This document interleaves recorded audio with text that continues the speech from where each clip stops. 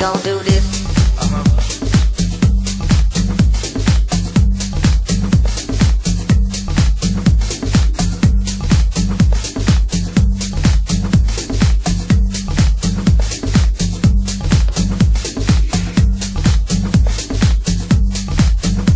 Bienvenidos a la primera edición del Foro Económico del NOA.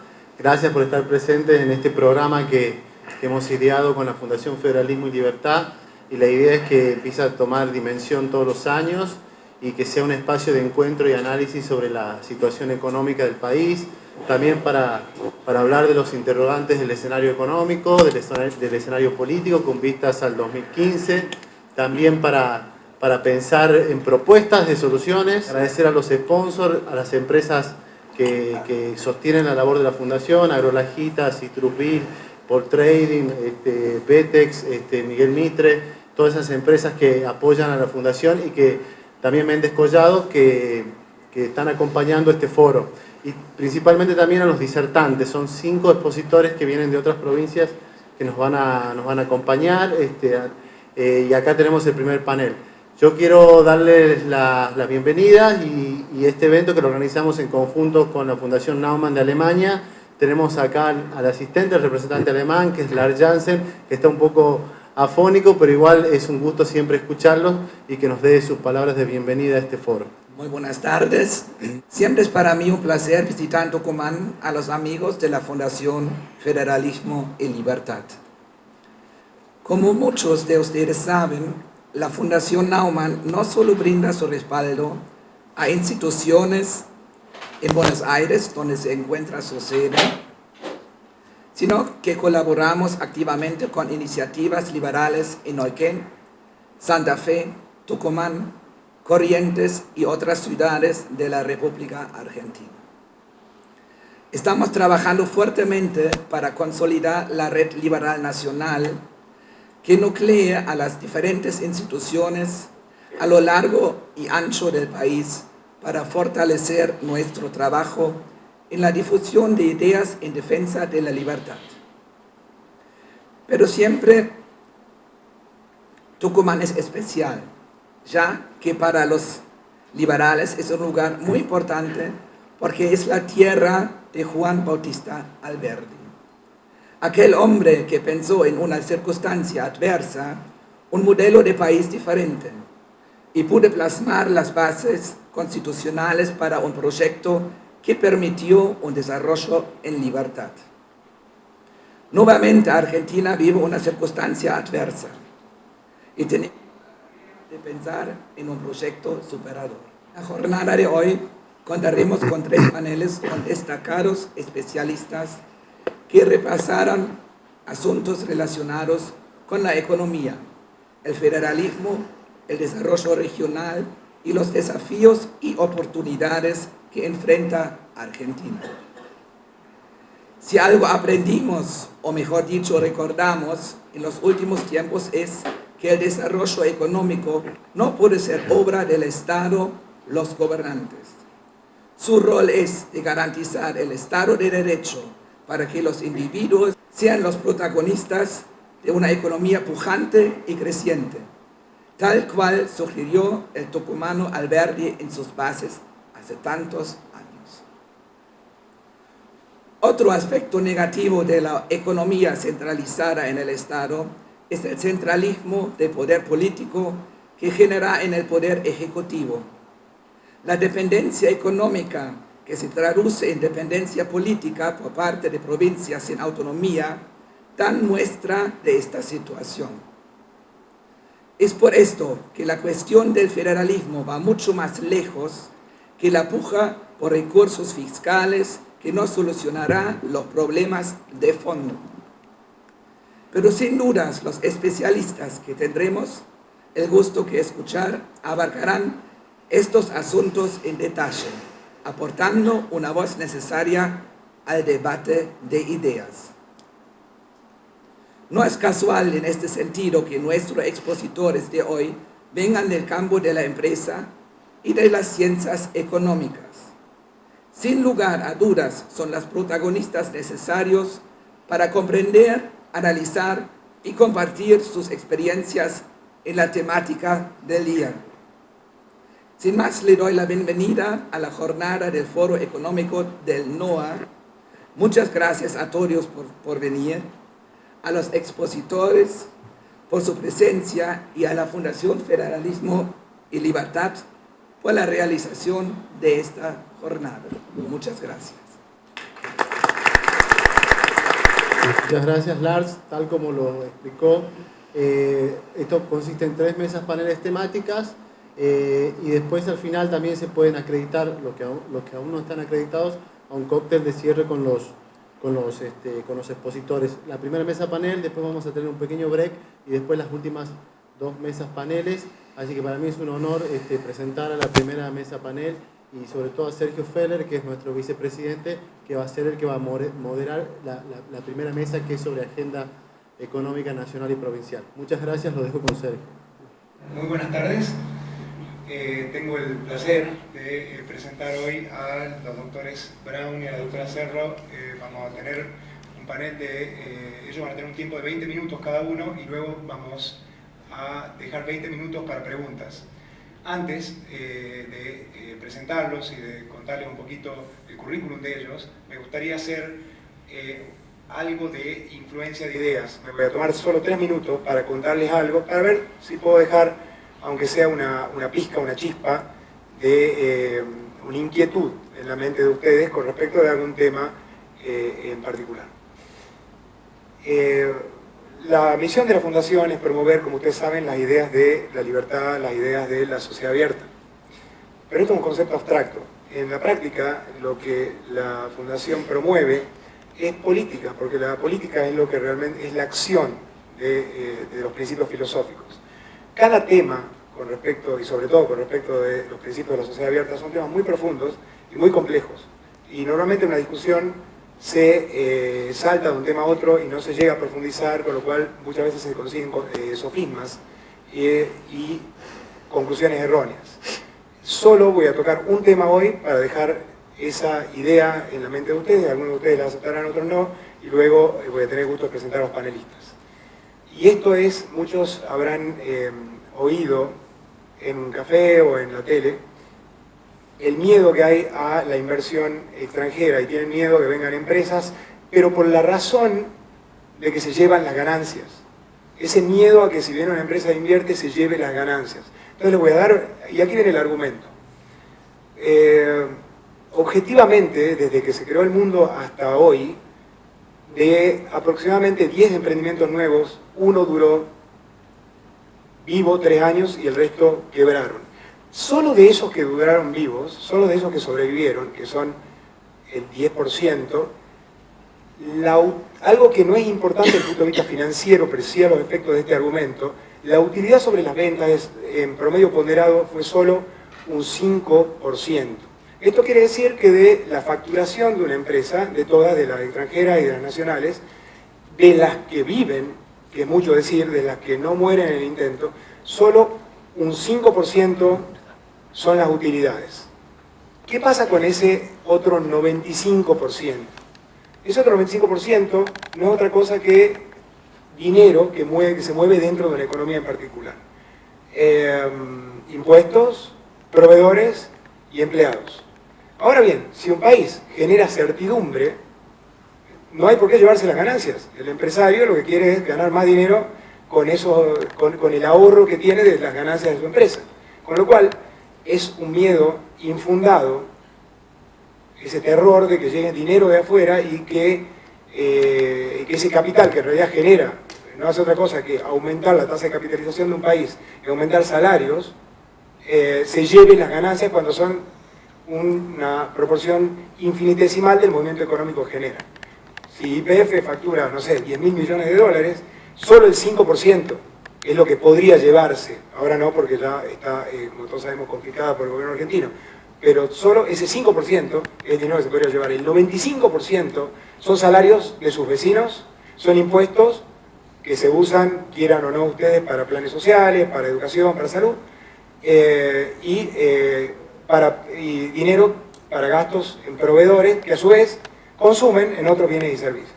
Bueno, esto fue un poco lo que yo le quería contar y ahora Paso a presentar a la doctora Cerro y al doctor Brown. Ana María Cerro posee el título de doctora y magíster en Economía, se graduó de licenciada en Economía en la Universidad Nacional de Tucumán, es profesora titular de la Cátedra de Econometría y se desempeña como directora del Instituto de Investigaciones Económicas de dicha universidad. Es directora del proyecto Delincuencia, Planes Sociales y Distribución del Ingreso, financiado por el BID, y tiene a su cargo proyectos de investigación financiados por el CIUNT. Ha escrito libros, así como artículos científicos y de difusión. Tiene numerosas publicaciones en revistas académicas, es evaluadora para revistas nacionales e internacionales, de trabajo de congresos científicos y jurado de diversos concursos. Actualmente se encuentra trabajando en el análisis económico del delito y en, la crisis económica, y en las crisis económicas argentinas. El doctor Brown, a mi derecha, es el director ejecutivo de la Fundación Pensar, cofundador y exdirector ejecutivo de CIPEC. Licenciado en Economía de la Universidad de San Andrés, doctor en Economía de la Universidad de Harvard. Tiene numerosas publicaciones y trabajos de investigación, entre ellos, los últimos, Macroeconomía y Política Económica Argentina, libros de texto de macroeconomía, coautoreado con Lucas Liach. Ha publicado en editorial Grupo Guía en el 2006. Otro trabajo es incentivo a la capitalización de las empresas a través de una reducción del impuesto a las ganancias cuando sus utilidades no sean distribuidas. Lo hizo con Luciana Díaz Fers, Federico Moringiu y Héctor McEwan, en la revista Impuestos número 21 en 2005. Y otro de sus últimos trabajos es Who Decide on Public Expenditures, a Political Economy Analysis of the Budget Process, The Case of Argentina, con Emanuel Abuelafia, tucumano, Sergio Bernstein y Luciano Di Gracia, en septiembre de 2005. Sin más, le cedo la palabra a la doctora Cerro para abrir. ¿Prefería empezar? ¿Bien? Me da igual. Igual, bueno, empezamos no, igual. Yo obedezco. Tenemos 20 minutos y traten de tomar nota para las preguntas al final. Bueno, muchas gracias. Lamento que hayan tenido que escuchar una versión larga y detallada y aburrida del currículum. No era necesario meterse en tanto detalle, pero lo importante es que estamos acá. Es un honor estar nuevamente en Tucumán. Hoy tuve un día interesante recorriendo, digamos, tuve varias reuniones y demás, y es muy gratificante y entusiasmante sentir la energía que hay. Y este seminario confirma que hay mucha gente preocupada por la libertad, por mejores políticas públicas y por el verdadero desarrollo del país.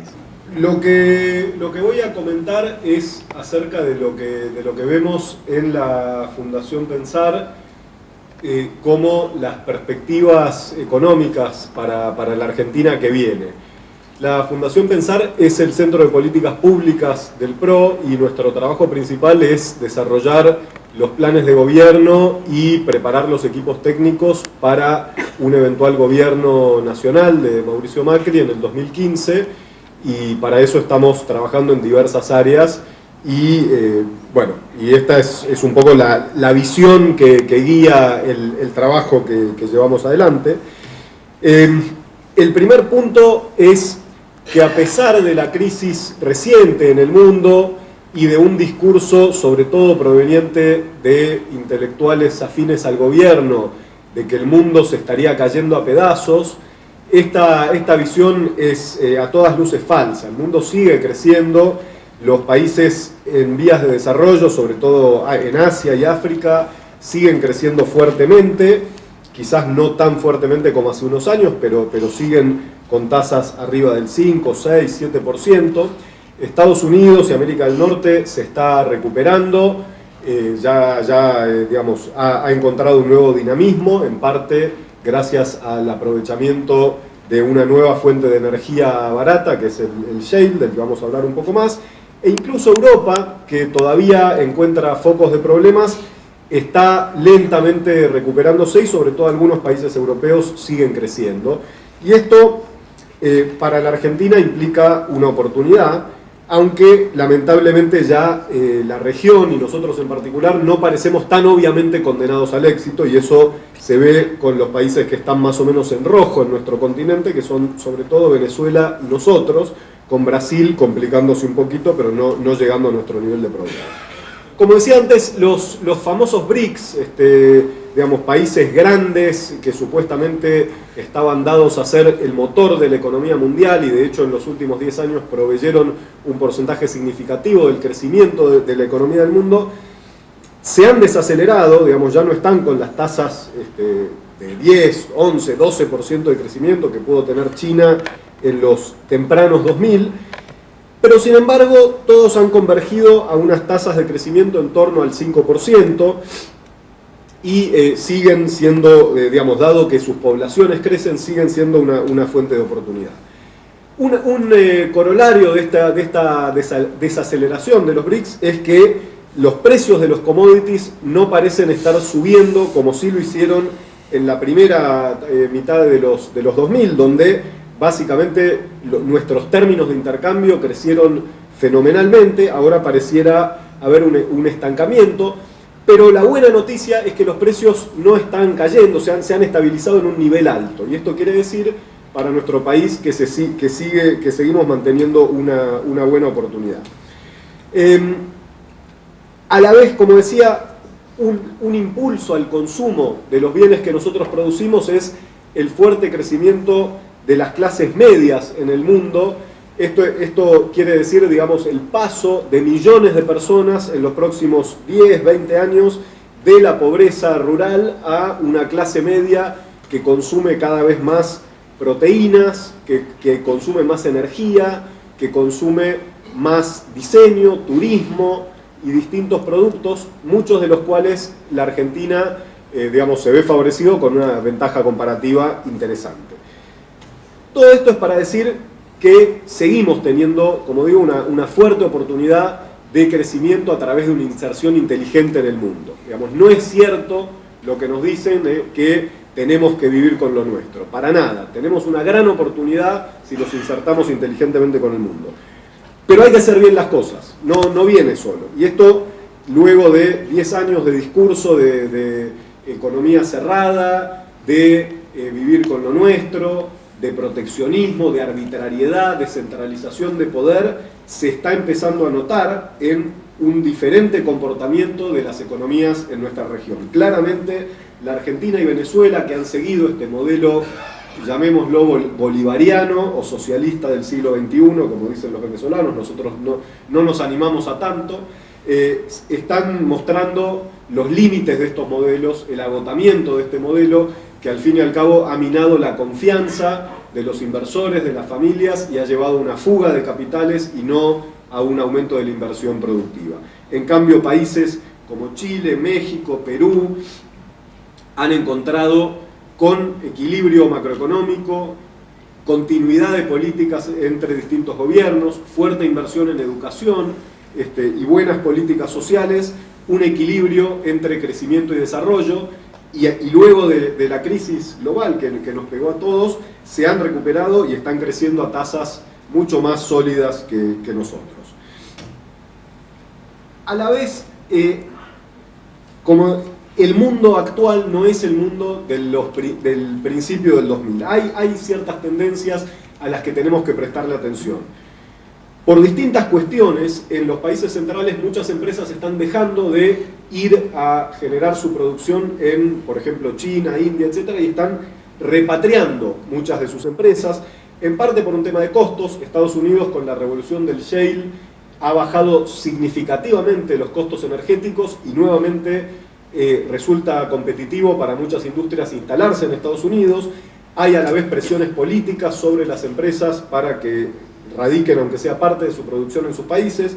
Hay preocupaciones ambientales, hay demandas de los consumidores por comprar productos que generen empresas que tratan bien a sus empleados y que no tienen, digamos, trabajo infantil o esclavo o lo que sea en países en desarrollo, y preocupaciones sobre derecho de propiedad y patentes. Digamos, concretamente hay casos de empresas americanas que para bajar costos han producido algunos de sus digamos, productos tecnológicos en mercados emergentes y se encontraron que al lado les creció una fábrica de la competencia que les copió el diseño. Digamos. Entonces se están empezando a preocupar y dar cuenta que no es tan sencillo digamos, radicar toda la producción afuera. Y esto para nosotros implica una oportunidad porque tenemos ventajas comparativas en la posibilidad de brindar servicios a muchas de estas empresas, desde servicios profesionales, consultoría, call centers, diseño, etc.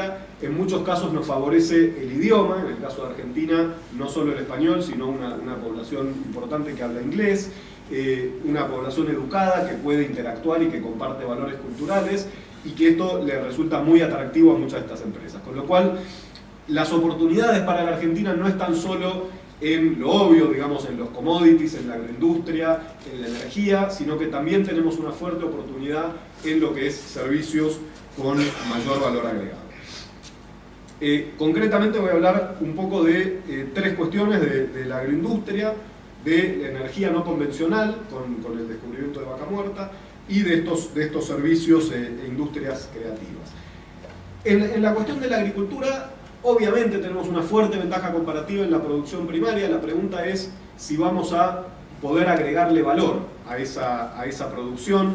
El año pasado yo visité Australia, estuve un mes recorriendo, invitado por un programa de intercambio, y la verdad que lo impresionante es que Australia, basado en las materias primas, o sea, tiene una enorme dotación de recursos de agroindustria, de minería, energéticos y demás, ha logrado montar una economía moderna de servicios con trabajo de alta calidad y de alto valor agregado, y por lo tanto de altos sueldos para casi toda su población.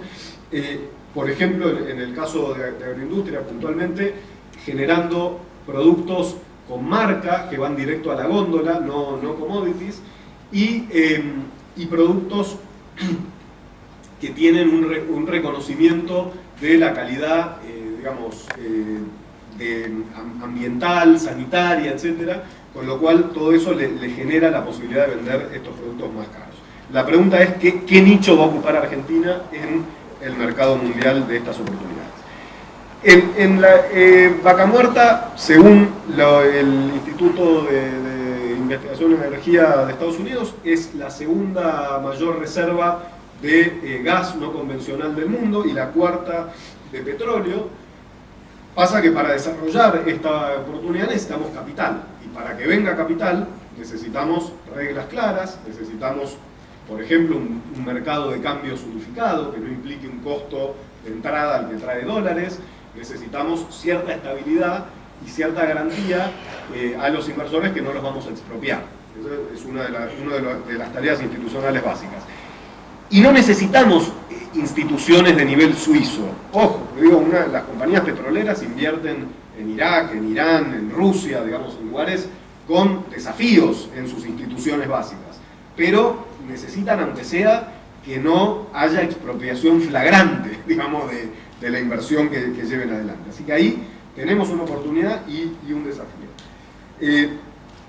Y como mencionaba antes, tenemos la oportunidad de venderle nuestro trabajo calificado al mundo en distintas áreas, como decía, servicios profesionales, turismo, industrias creativas. Acá quiero mencionar el caso de la ciudad de Buenos Aires, que desarrolló un distrito tecnológico en el barrio de Parque Patricios, en el sur de la ciudad, un barrio de clase media-baja, invirtiendo en infraestructura necesaria para la instalación de estas empresas, como por ejemplo digamos, cables de alta velocidad de transmisión de datos, seguridad, se le dio cierta exención impositiva a las empresas que se radicaban ahí.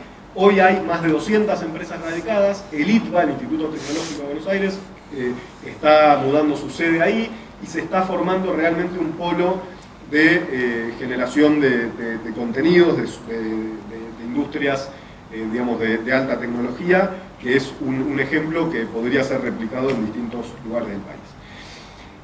La oportunidad está, digamos, hay que mirarla, ya no es tan obvia como antes, pero está. La pregunta es qué tenemos que hacer, y ahí es en qué estamos trabajando. Y hay un primer pilar evidente, que es ordenar la macroeconomía. La Argentina no puede seguir siendo un outlier en el mundo.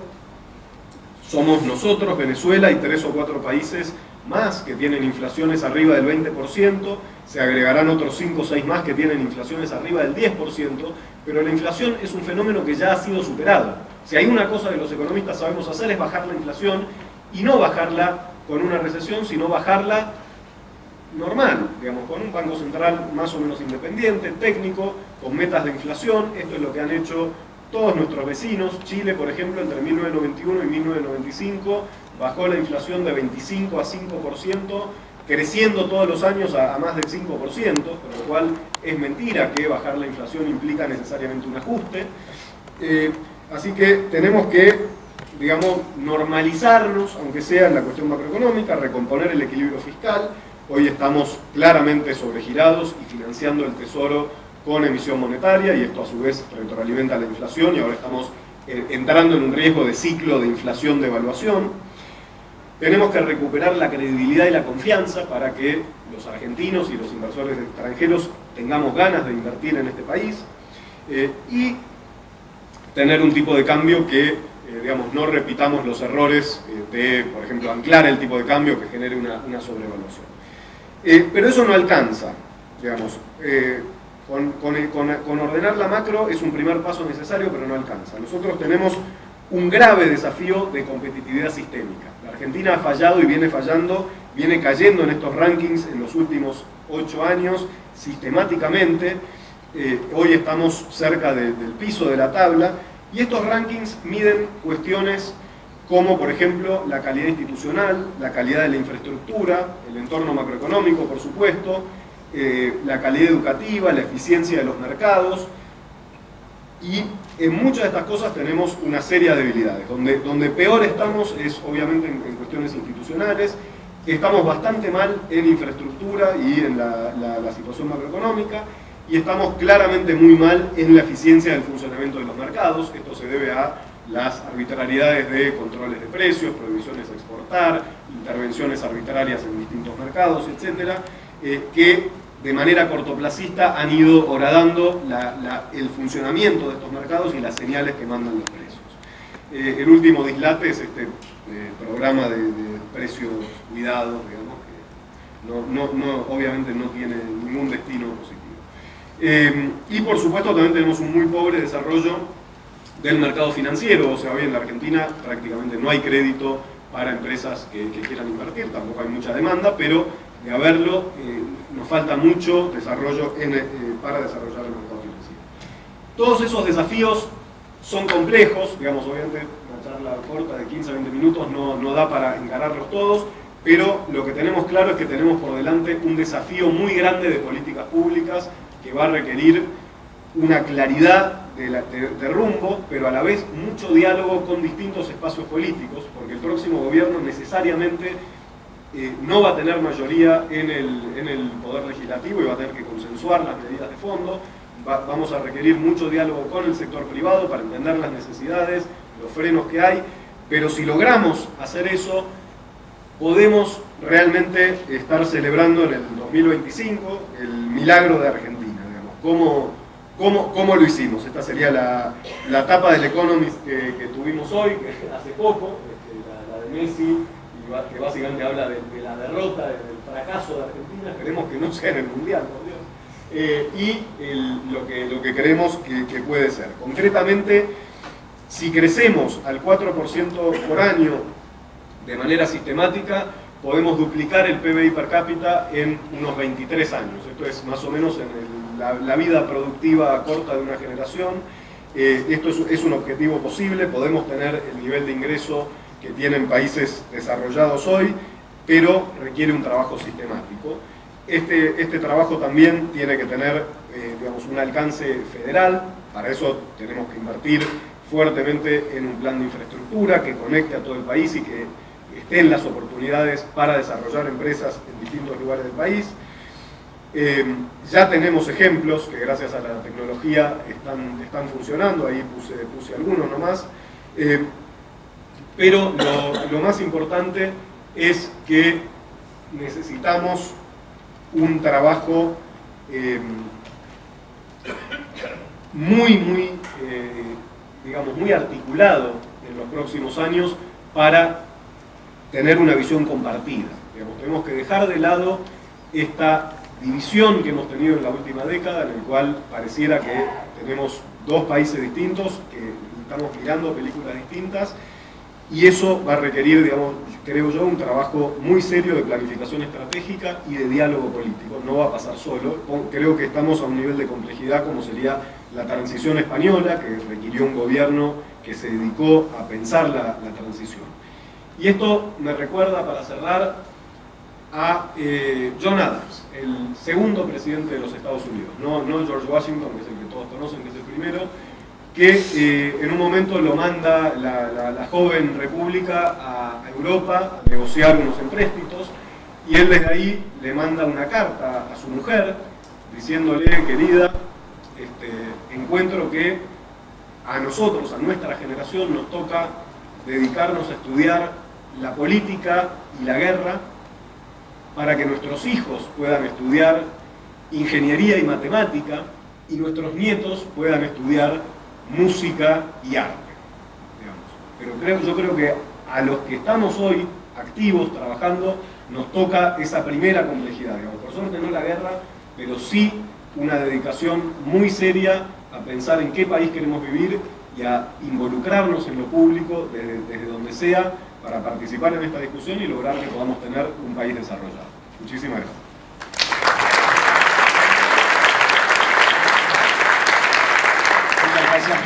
Muchas gracias por la invitación a estar hoy compartiendo esta charla con Miguel y con todos ustedes, y en especial le agradezco a José Godoy la invitación para estar hoy acá. Yo me voy a concentrar en las economías de la región, en el NOA, pero particularmente en Tucumán. Y más que hablar de la coyuntura, de la cual no podemos dejar de hablar cuando hacemos cualquier trabajo económico, y que en este momento, como podemos ver, la coyuntura a nivel país no nos es muy favorable. Ya hemos encontrado para abril una caída de un 1,7% interanual, lo cual indica, y hay incluso otros indicadores económicos, que técnicamente la Argentina está en recesión. Pero no me quisiera concentrar en la coyuntura, sino tratar de ver cuáles son las posibilidades de crecimiento que tiene Tucumán, más allá de la que está tan relacionada con el país. Si ustedes pueden ver, son el ciclo nacional y el ciclo de Tucumán, que ambos son bastante comunes, o sea, hay una gran similitud entre los dos. Y eso no es de extrañar, porque el sector público en Tucumán representa un importante porcentaje, un 30% de su PBG, y un gran porcentaje, a su vez, del sector público es financiado con recursos de origen nacional. Adicionalmente, tenemos una política macro común, o sea, política monetaria, políticas de tasas de interés, de tipos de cambio son políticas comunes, con lo cual nuestros ciclos están bastante relacionados. Sin embargo, bueno, además de la economía de Tucumán se caracteriza por tener un sector público muy importante y además estar su economía concentrada en determinados productos, como ser los más importantes el azúcar, el citrus, los jugos industrializados, hortalizas y autopartes. Y si ustedes se fijan, el comportamiento de estos productos son prácticamente coincidentes con el ciclo de Tucumán. Con lo cual, si tenemos algunos problemas climáticos como los que tenemos este año, podemos llegar a tener problemas adicionales que lo que enfrenta además el país. Lo cual ya se está viendo en una caída en el empleo en Tucumán, principalmente en el sector industrial y en el sector de construcción. Sin embargo, más que concentrarme en la coyuntura de Argentina y de Tucumán, quisiera analizar un poco más allá cuál es la estructura de la economía de Tucumán y cuáles son las posibilidades que tenemos nosotros desde la provincia de sentar bases para un crecimiento sostenible. En ese sentido, voy a empezar analizando cómo está compuesta la población de Argentina y cuáles son sus regiones. Podemos ver básicamente que en Argentina hay 5 regiones geográficas más la ciudad de Buenos Aires y los 24 partidos, o sea, el Gran Buenos Aires. En la zona de Capital Federal y el Gran Buenos Aires, se concentra el 25% de la población de Argentina. En la zona pampeana, que es la que está marcada con verde, se concentra un 35% de la población de Argentina, con lo cual ahí ya tenemos el 60% de la población. Posteriormente tenemos la zona del noroeste y del noreste de Argentina, donde en la zona noroeste tenemos el 12% de la población y en el noreste el 10% y en la región de Cuyo un 7%. Salvo por la ciudad de Buenos Aires, la provincia de Tucumán es la segunda en densidad poblacional. Y lo interesante de esto es ver cómo se distribuye el producto en estas regiones y el producto per cápita, es decir, el producto que le correspondería a cada uno de sus habitantes. Bueno, en la ciudad de Buenos Aires tiene una participación en el producto de un 26%, la zona pampeana casi un 50%, la región patagónica un 6%, Cuyo un 6,5%, la región del NOA un 5,5%, Tucumán participa del producto en un 2% y la zona de NEA en un 4,27%. Ahora bien, cuando queremos ver qué es lo que está pasando en el producto per cápita, tenemos que ajustar esa producción por la población. Lo que podemos observar en Argentina es que está dividida en 3 zonas bien marcadas. La zona patagónica, con un producto per cápita muy alto, dada la baja densidad poblacional que tiene. La ciudad de Buenos Aires, que por lejos es un outlier dentro de las provincias argentinas, con un producto per cápita 3 veces del promedio nacional y casi 6 veces el de Tucumán. La región pampeana, con un producto per cápita de 70.000 pesos corrientes para 2013. Posteriormente, la zona patagónica, que como les decía, es la zona de segunda más alta de ingresos después de Ciudad de Buenos Aires, debido a su baja densidad poblacional. Y de ahí, las provincias más pobres son las de la región NOA, seguidas por la del NEA.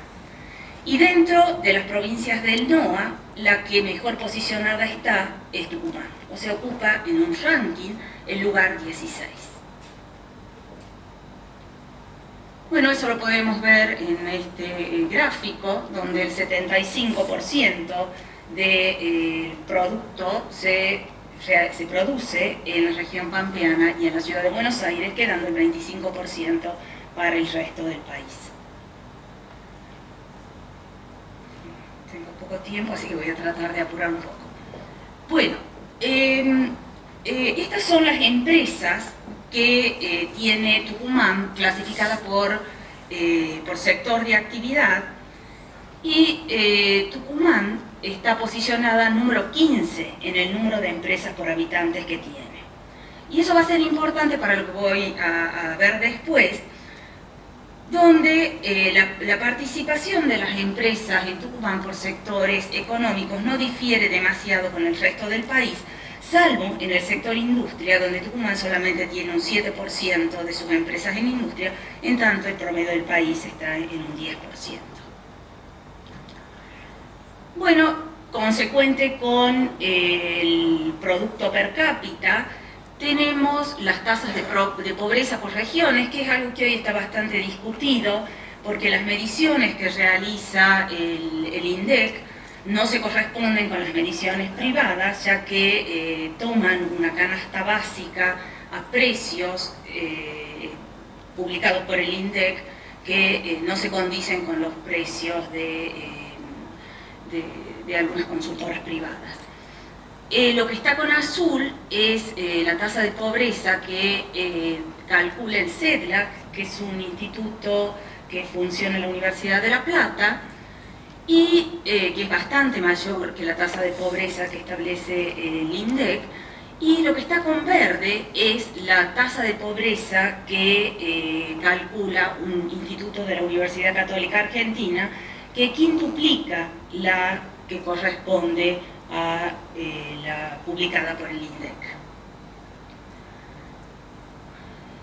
Bueno, la composición de la fuerza laboral de Tucumán es bastante interesante. Tucumán aproximadamente tiene 600.000, la población económicamente activa es de aproximadamente 600.000 personas, de las cuales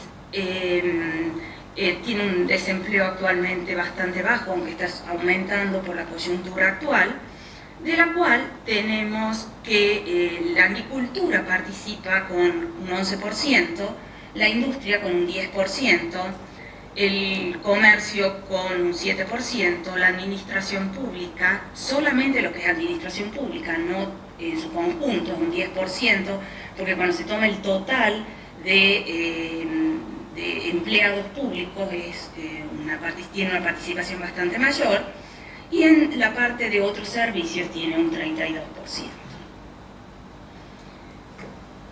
Bueno, observando el índice de desarrollo provincial, que es un índice que estima la Fundación La Red Libertad y que tiene en cuenta indicadores de performance del sector público, como ser los gastos corrientes sobre su producto, cuánto es la recaudación tributaria, cuánto es el stock de deuda sobre su producto, cuántos son los empleados públicos, etc. Ubica a Tucumán en un ranking global bastante bajo de 22 en relación a las 24 provincias que tiene Argentina. Y teniendo en cuenta también otro indicador de competitividad provincial, o sea que este indicador tiene en cuenta una serie de factores económicos bastante completo que hace a la capacidad que tiene una economía de generar ingresos, la ubica a Tucumán en el número 16. Ustedes ven que es como ahí con los colores pueden ubicar el grado de competitividad de la Argentina, donde está bien diferenciado lo que es el norte, el noroeste y el noreste con el resto del país. Las peores ubicadas son las provincias del noroeste y las del noreste. Tucumán es la primera dentro de las que están marcadas con naranja, que es consistente con el indicador de producto. Bueno, estos son todos los factores que se tienen en cuenta para generar el índice de competitividad, pero uno de los factores que me llamó la atención y que debería llamarnos la atención es lo que se denomina factor empresas. Y es un factor muy delicado para una economía de Tucumán, en la cual estamos ubicados casi últimos, estamos ubicados 23. Entonces, tratando de analizar qué es lo que está sucediendo con ese factor empresa, tratamos de ver cuáles son los componentes que nos ubican tan mal en relación a las economías del resto de Argentina. Y ahí tenemos algunos indicadores que son bastante preocupantes, como ser la productividad media, eso es la capacidad de producir por cada una de las personas ocupadas, nos ubica en un valor de 13, mientras que el país tiene una media de 26, siendo el valor máximo de 66. El crecimiento en esa productividad en Tucumán también ha sido bastante pobre. El sistema financiero en Tucumán es un sistema, cuando se lo mide por cantidad de empresa financiera, tiene un valor de 0,12, cuando por ejemplo Capital Federal, que es el máximo, tiene un valor de 5,4, y lo mismo ocurre con otros indicadores de depósitos y préstamos bancarios, como con la cantidad de empresas registradas cada 1000 habitantes. Bueno, y otro indicador que realmente es preocupante es el que está relacionado con la calidad laboral y que no se condice con la posición que tenemos en el Producto Bruto Geográfico, que como les decía estamos en posición 16. En el caso de la calidad laboral, estamos ubicados terceros, digamos, los terceros peores sería en posición 21, y tenemos el lamentable récord de tener la mayor cantidad de trabajadores informales. Los trabajadores informales son los que, digamos, de alguna forma están al margen del sistema porque no hacen aportes previsionales y no tienen una cobertura social como tiene el trabajador formal. Bueno, ¿cómo se compone ese mercado informal de Tucumán? Decíamos que el 45% del empleo en Tucumán son empleados informales, en tanto un 55% son empleados formales. Y dentro de esos empleados informales, casi el 90% son no calificados y operarios. ¿Por qué es preocupante? Porque la relación entre salario de un empleado formal a un empleado informal es de 1,9. O sea que un empleado formal, en promedio, gana el doble que un empleado informal. Y esa es una de las causas por las cuales, cuando nos fijamos en los salarios promedios, Tucumán es una de las peores ubicadas. Fíjense, Tucumán está en la posición 23, con un salario promedio de 7.300, en tanto Santa Cruz, que es la mejor ubicada, tiene un salario 3 veces superior. Otro problema que nos preocupa en Tucumán es la elevada presión tributaria. En algunos estudios realizados por consultoras, que es el IERAL, encuentra que es la provincia con mayor presión teórica. Presión teórica se refiere a medir las tasas de impuestos y además también es una de las provincias con mayor presión efectiva, es decir, con mayor recaudación en relación a su producto. Y otro problema de los recursos tributarios de Tucumán es cómo están compuestos estos recursos. El 28% son de origen nacional, cuando el 72% de origen provincial, disculpen, cuando el 72% es de origen nacional. Y dentro de los recursos de origen provincial, el que se lleva el 73% de ingresos brutos, que es un ingreso muy distorsivo. O sea que no solo nuestra presión tributaria es alta, sino que además está compuesta por impuestos distorsivos. Bueno, digamos, consistente con eso es el hecho de tener un sector privado, los préstamos del sector privado no financiero son menores que el promedio del país, consistente con el hecho de que existe una economía informal que no tiene acceso a esos mercados a ese mercado financiero. Entonces, cuando la tratamos de ubicar a Tucumán en el ranking de provincia, lo que encontramos es que en general en las actividades globales, como ser el Producto Bruto per cápita y el índice de competitividad global, está ubicada 16. Sin embargo, hay algunos indicadores que prenden una luz roja para tratar de explicar qué está pasando en la estructura de Tucumán y que nos coloca en el peor ranking en cuanto a informalidad, en cuanto a salarios, en cuanto a productividad media, en cuanto a número de instituciones financieras, etc. Entonces, el diagnóstico que podemos hacer es que hay una elevada informalidad, y esa elevada informalidad, como decíamos que un empleado formal recibe el doble que un empleado informal, está relacionado con los bajos salarios medios,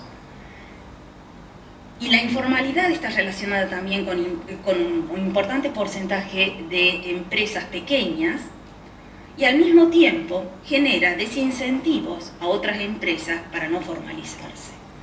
Entonces, cuando vemos este diagnóstico, lo que tendríamos que fijarnos es qué está pasando con la rentabilidad de las empresas que son de tan bajo tamaño y se mantienen en la informalidad. Y para analizar los indicadores de rentabilidad, deberíamos analizar ciertos ítems que ya señaló similares. Este es un índice que Doing Business, que es el que genera el Banco Mundial, donde Argentina sistemáticamente está perdiendo posiciones. Y dentro de estos indicadores de rentabilidad había algunos, como ya señaló, obtención de crédito, protección de inversores, pago de impuestos, etc.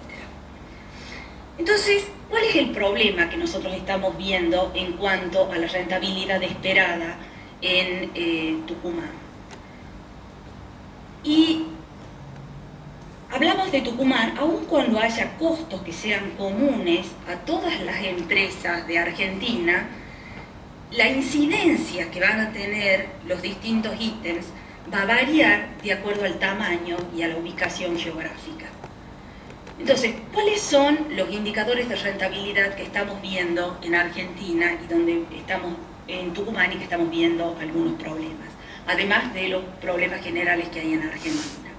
Una elevada presión tributaria, los impuestos son distorsivos, hay una alta informalidad, eso hace que pocos paguen mucho y hay muchos que no pagan. Altos costos laborales, quien tiene un negocio o una empresa sabe lo que eso significa. Costos de transporte por una insuficiente infraestructura que ligue a Tucumán y a la región NOA con el resto del país, sobre todo con los centros productivos, y eso genera verdaderas barreras para las empresas locales que al existir estos costos están destinadas a proveer a empresas locales y no tienen demasiados incentivos a generar, a aumentar su escala. Costos burocráticos muy importantes. Quien haya tenido que abrir alguna empresa o realizar algún tipo de trámite puede saber lo que significa el número de trámites que hay que hacer para realizar cualquier operación. Y el tema de derechos de propiedad, que está relacionado con seguridad y administración de justicia. Yo justamente estoy trabajando en los temas de delincuencia y lo que nosotros veíamos es que Tucumán estaba muy por debajo del promedio en cuanto al número de delitos de Argentina, y actualmente esa tasa se está acelerando, especialmente en delitos con violencia. Bueno, ¿y de qué depende la rentabilidad esperada por el lado de los beneficios? Por supuesto, de las características del producto y, muy importantes, de las características del mercado. En Tucumán tenemos, como habíamos visto, un ingreso promedio bajo, o sea que no es lo mismo para una empresa en Capital Federal sostener los costos cuando tiene los beneficios de una población con ingresos muy altos, que en Tucumán, que tiene los beneficios para una población con ingresos medios bajos.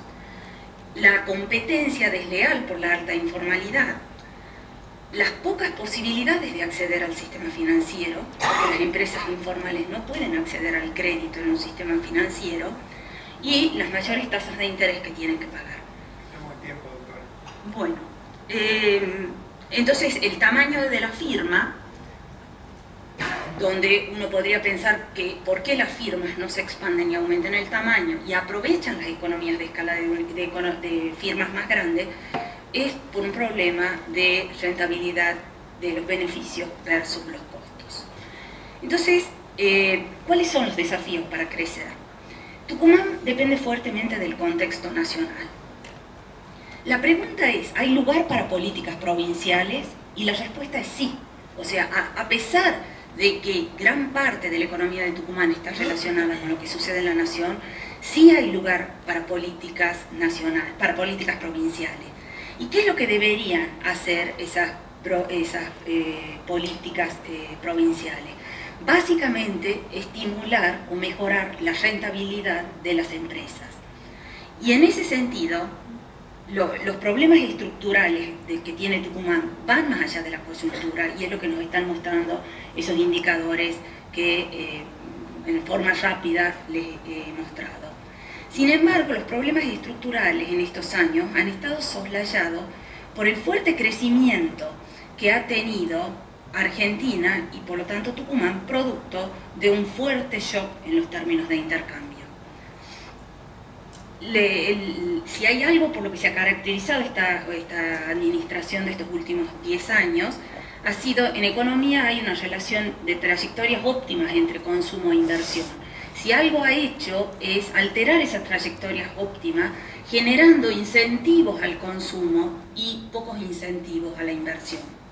Entonces, el Estado tiene un rol central en el crecimiento. no solo dando seguridad, justicia, sino generando políticas que incentiven la inversión en capital físico y capital humano. Porque algo que está demostrado es que las economías que crecen son las economías que invierten en capital físico y humano. Y para invertir hay que tener rentabilidad. Y por último, los problemas estructurales se vuelven peligrosamente visibles en un contexto de desaceleración y recesión como el que estamos entrando.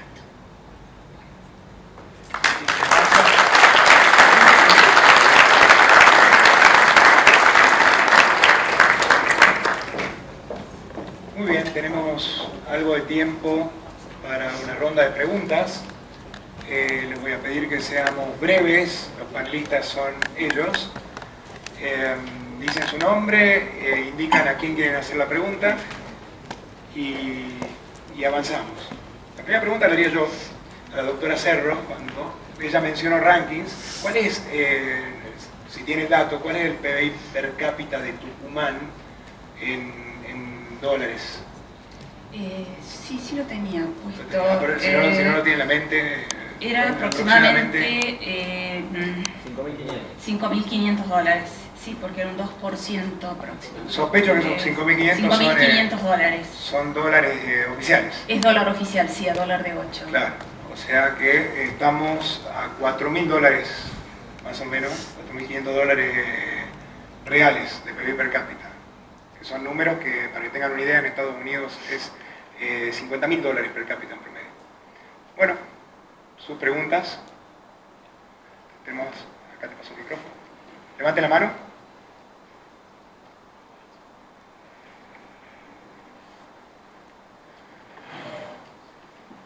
Doctor Berkov. Por ahí. Sí, doctor Berkov. José. ¿Qué tal? Miguel, mi pregunta tiene que ver con la oportunidad que marcaba de que tenemos una población muy educada, que es en realidad el mito que nos quieren hacer creer desde hace décadas. Y yo tengo mis serias dudas de que sea así. Quiero saber cuál es la visión menos rotulada acerca de eso, si realmente creen que estamos con una población educada como para salir adelante o no. Tenemos un stock producto de inversiones pasadas, inversión que todavía se mantiene, y esto surge de encuestas con empresas de tecnología y demás que muchas, a pesar de los problemas de política económica acá en Argentina, eligen radicarse igual porque encuentran digamos, inteligentes, despiertos, creativos, digamos, con similitud cultural con los mercados a los que tienen que hablar y demás, con lo cual yo creo que todavía tenemos un stock. Por supuesto que hay una muy fuerte preocupación sobre la base de los indicadores, por ejemplo en las pruebas PISA, donde la Argentina viene declinando en sus resultados y los demás países de América Latina vienen creciendo. Y ese stock no va a durar para siempre si no revertimos las políticas de calidad educativa, sin duda. ¿Alguien más? ¿Por aquí? Aprovechen, es gratis. Hola, buenos días. Le quería hacer una pregunta al doctor Miguel. Mi pregunta es, ¿por qué los países hacen proyectos a corto, mediano y largo plazo de la economía si en realidad lo que depende de la economía es la política económica que haga el gobierno, no los proyectos a largo plazo? Por ejemplo, había una diapositiva que decía del 2025. ¿Cómo va a saber cómo va a ser la economía del 2025 si puede cambiar un gobierno y cambiar la economía sustancialmente con la política? Es mi pregunta. Hay una famosa frase, creo que es del general Patton, que dice que los planes no sirven para nada, pero si no los tenés estás perdido. Entonces, digamos, yo creo que sirve como, digamos, si uno logra un proceso inteligente de planificación estratégica donde suma a distintos actores políticos, aumenta la probabilidad de que haya continuidad en las políticas de un gobierno al otro. ¿En qué es lo que cree que en la Argentina se puede desarrollar la industrialización de la parte agrícola? Bueno, por ejemplo, una cosa que se puede hacer es tratar de colocar productos directamente en góndola. que eso es algo, por ejemplo, que los australianos han logrado muy eficazmente en los Estados Unidos. Si vos vas a un supermercado Whole Foods, por ejemplo, que venden productos orgánicos con altísimo precio y demás, y te dicen bife australiano, digamos, y tiene marquita, y tiene certificado de origen y toda una serie de cosas, y eso lo cobran. Luego, obviamente, toda la cuestión de los productos lácteos, han hecho mucho desarrollo en esas cuestiones, e incluso hay crecientemente casos de biotecnología aplicado, digamos, a la generación, puede ser energética y demás. Una fábrica, digamos, más que una fábrica, era un laboratorio que yo visité, donde generaban nuevas generaciones de una, ¿cómo se llama? Una bacteria, pero no es más precisamente, era como un moho, digamos, que terminaba convirtiendo el bagazo digamos, lo que sobra de la producción de azúcar, ¿no? De la caña, eso, en combustible, digamos, en energía, y lo hacía de manera muy eficiente porque estaba justamente modificado genéticamente. Entonces, ese tipo de ejemplos que obviamente requieren capital, digamos, tenían muchas máquinas y tenían 15 científicos de primer nivel internacional trabajando, requiere mucha inversión. Pero desde luego, digamos, esto no se aplica necesariamente a todos los productos, y hay productos que está bien, digamos, seguiremos exportando, poroto de soja seguramente. Para ir cerrando entonces, porque nos quedamos sin tiempo, la idea, cuando nosotros hablamos de las oportunidades de países, de Argentina hace esto, Chile hace esto, ese antropomorfismo, por ahí confunde. No es Chile, son los emprendedores chilenos, no es Argentina, son los argentinos, individuos argentinos. ¿Cuál es el rol del gobierno en esto? Crear un marco institucional razonable que genere certidumbre e incentivos a la gente a que se ponga a trabajar. Bueno, con esto les agradezco muchísimo a todos haber venido. Un aplauso para los panelistas.